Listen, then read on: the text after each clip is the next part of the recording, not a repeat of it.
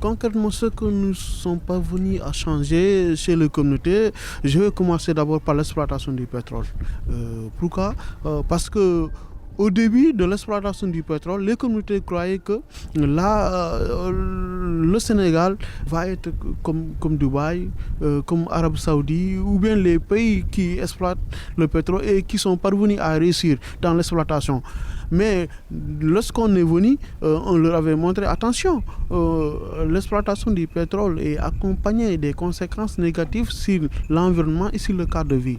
On a organisé des séances de sensibilisation, des formations sur les droits économiques, sociaux et culturels.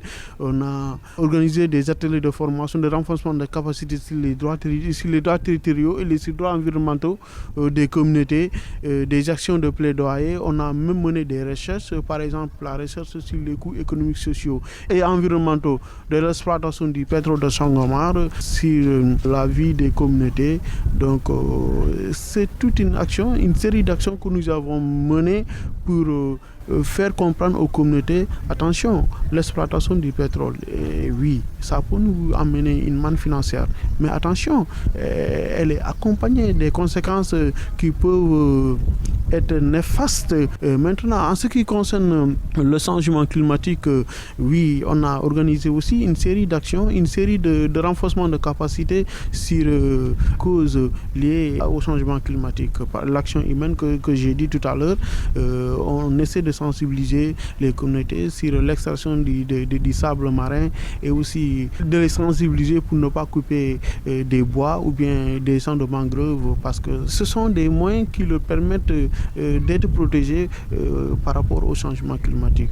Donc le CRADES, en tant que centre de recherche et d'action sur les droits économiques, sociaux et culturels, on mène vraiment pas mal d'actions. On a mené pas mal d'actions et d'ailleurs on a même mené une cartographie des sites sacrés et des ressources naturelles éventuellement menacées par l'exploitation du pétrole.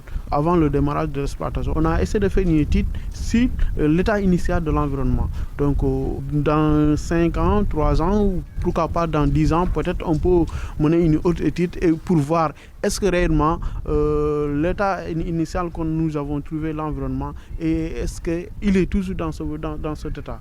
Donc du coup, à partir de là, on peut commencer à mener des actions pour permettre aux communautés de bénéficier des compensations, parce que le code de la pêche l'a prévu à travers son article 57 que les communautés peuvent bénéficier d'une compensation liée à l'exploitation pétrolière ou bien d'autres exploitations extractives.